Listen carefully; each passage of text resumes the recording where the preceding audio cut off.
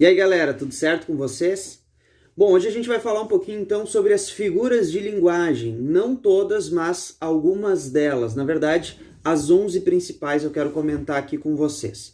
É importante dizer que a gente usa muito figuras de linguagem no nosso dia a dia. Então, na realidade, a gente já conhece elas. A gente não sabe muitas vezes relacionar aquela frase, aquele exemplo que a gente já usa no dia a dia com o nome dessa figura. Então eu vou elencar as 11 principais, que são inclusive as 11 que eu acredito que a gente use de forma mais comum na nossa rotina, no nosso dia a dia.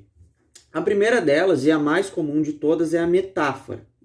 A metáfora, vocês têm que tomar um cuidado para não confundir ela com comparação, tá? Porque tem uma certa semelhança, mas não é a mesma coisa, tá? Então, na metáfora, eu tiro o sentido original de uma palavra e dou um sentido novo para aquela palavra, por alguma relação de semelhança ou alguma característica que aquela palavra possa me lembrar, possa me remeter. Então, por exemplo, quando eu digo que a Rafaela é uma tartaruga, eu não estou dizendo que ela é uma tartaruga literalmente, né? Aquele animalzinho que entra no seu casco, que anda devagarinho com as suas patinhas e tal. Não, eu estou dando um sentido novo para a palavra tartaruga. Por quê? Porque a tartaruga, todo mundo sabe, é um animal lento. Então, na verdade, eu estou chamando a Rafaela de lenta, tá? Por isso ela é uma tartaruga, é uma metáfora, uma mudança do sentido original da palavra. Se eu dissesse que ela é como uma tartaruga ou que nem uma tartaruga, já não seria mais metáfora, porque daí eu estou comparando ela com a tartaruga. E comparação é uma coisa, metáfora é outra. Então, só cuidado para não confundir, né? Tem aquele funk que diz, por exemplo, brota no bailão pro desespero do teu ex. É metáfora também. Por quê? O que é brotar? Brotar significa, né, no caso de uma planta, nascer, surgir, aparecer, né? Então, brotar em algum lugar teria esse mesmo sentido. Você brota no bailão significa que você vai aparecer lá, você vai chegar, enfim. Então, isso é metáfora. Tiro o sentido original da palavra e dou um sentido novo. Depois a gente tem o pleonasmo, essa é mais fácil até de identificar, né? Que é aquela repetição desnecessária que aparece no dia a dia. Bastava uma palavra, mas ainda assim eu usei mais de uma e as duas indicam a mesma coisa. Então, subir para cima, descer para baixo, gritar alto, tudo isso são pleonasmos. É um pleonasmo vicioso. Por quê? Porque eu não precisava ter dito. Quando eu digo que eu vou gritar, já é óbvio, né, que o grito é alto, não tem como gritar baixinho. Então isso é um pleonasmo.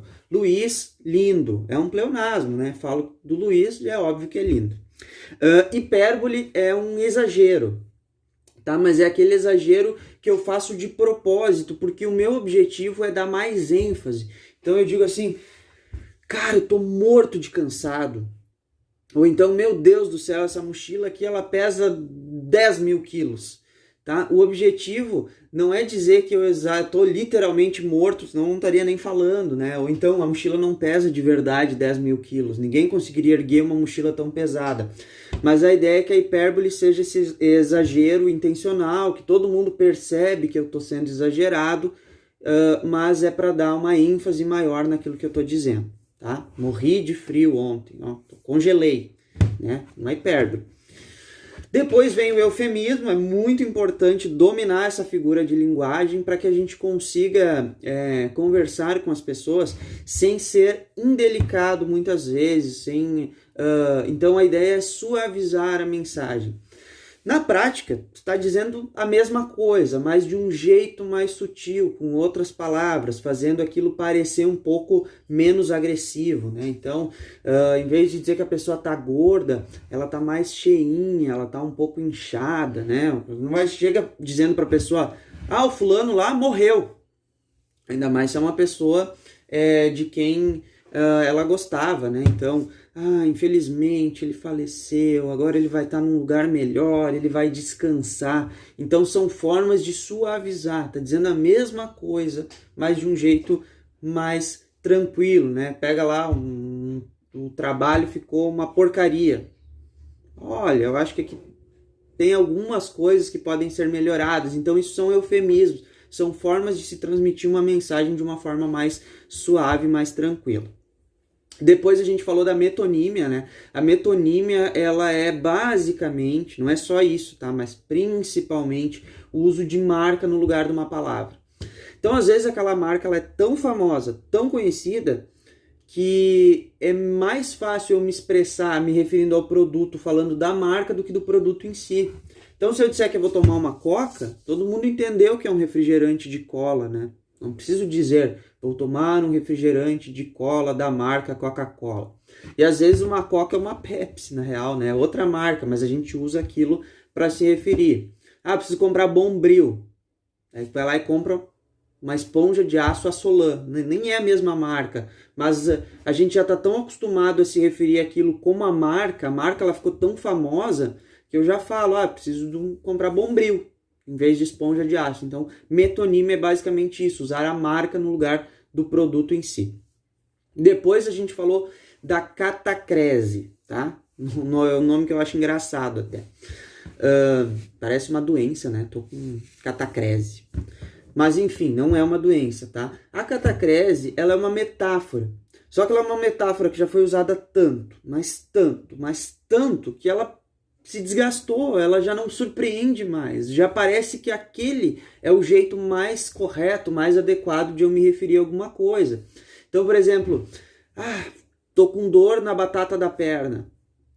Ninguém não parece mais ser uma figura de linguagem, nem parece que está no sentido figurado, né? Claro que o nome mais correto, mais técnico seria dor na panturrilha, mas a gente já usa batata da perna com tanta frequência para se referir a essa região do corpo, essa parte do corpo, que não impressiona mais. Céu da boca, então. Todo mundo usa essa expressão. Qual é o nome dessa parte em cima na boca, dentro da boca? Não sei. Eu sei me referir como céu da boca. Por mais que a gente saiba, óbvio, que não é um céu com estrelas, satélites, enfim, né? Mas, então isso é a catacrese, né? A forma, uma metáfora que eu uso tanto, mas tanto, que ela se desgastou, né? Nariz do avião, asa da xícara, sei lá, tem várias, né? O dente de alho, inúmeras, tá? Ironia, muito importante saber no nosso dia a dia interpretar quando alguém está sendo irônico ou não, para a gente não ficar boiando em algumas situações. A ironia basicamente consiste em eu dizer o contrário daquilo que eu realmente quero dizer. Então alguém fala uma besteira muito grande, eu digo, nossa, que pessoa inteligente, hein? Que gênio, é um Einstein. Estou sendo irônico, tá? Estou dizendo o contrário, na verdade não achei nada inteligente. Nossa, que bagunça, hein? Quem fez isso? Que bonito! Não achei nada bonito, obviamente que eu não achei bonito aquilo. Então, isso é ironia, falar o contrário do que eu quero dizer. Depois, a gente tem o sarcasmo, tá? O sarcasmo, ele é bem mais agressivo que a ironia, ele traz junto quase que uma ofensa, muitas vezes, a pessoa de quem a gente está falando ou para quem a gente está se referindo. Então, eu digo lá, por exemplo, nossa, tu é muito lindo, tu é tão lindo que tu podia ser um manequim de funerária, tá? Então eu estou sendo também irônico, eu também estou dizendo o contrário do que eu quero dizer, só que de uma forma mais agressiva, mais debochada, tá? O sarcasmo ele tem muito a ver com o deboche, né? Você é uma obra de arte, só que abstrata. Então, tem ali, eu estou dando no meio da pessoa, eu estou de alguma forma ofendendo ela, tá? Essa é a diferença entre a ironia e o sarcasmo, tá? Mas o sarcasmo, ele não deixa de ser também um certo humor inteligente, né? Porque eu preciso fazer uma associação entre uma coisa e outra, ou entre um fato e outro, então é importante perceber isso também. A gente falou ainda do paradoxo, tá? Que está muito presente no nosso dia a dia, em situações que são verdadeiras, mas que parecem não fazer sentido. Por exemplo, depois que eu fechei a janela, eu senti que ficou mais frio. Tá? Isso é um paradoxo. Por quê? Porque o natural seria que eu fechando a janela, o frio diminuísse, né? Geralmente o frio vem de fora, a gente fecha o ambiente, ele fica mais quente, mais agradável, tá? Então o paradoxo é isso, são coisas que parecem não fazer muito sentido, que se contradizem entre si. O menino ensinava boas maneiras ao avô, é outro exemplo de paradoxo, né? O normal seria os mais velhos ensinarem os mais novos. Tá? Então essas situações do dia a dia que parecem não fazer muito sentido. Nunca diga nunca, né? Eu já estou dizendo na frase. Então é um paradoxo também, eu mesmo me contradigo. Tá? Depois a gente falou ainda da antítese. A antítese, poeticamente, ela é muito interessante porque ela coloca dois termos que são opostos perto um do outro, muito próximos. Então, frio e calor, inverno e verão. Né?